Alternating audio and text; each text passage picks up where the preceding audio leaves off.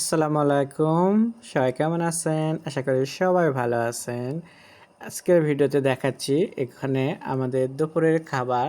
দুপুরের জন্য কি আয়োজন করছিলাম, কি খাবার সেটা দেখানোর জন্য আমি ভিডিওটা করলাম।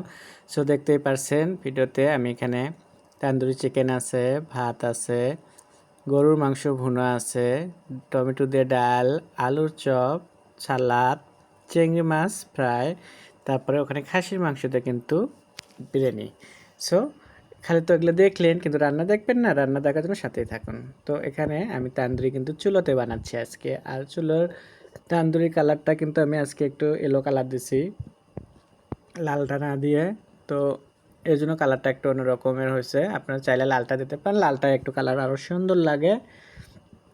এখানে আমাদের চিকেন ফ্রাই করতে, সরি এটা হলো চিংড়ি মাছ ফ্রাই।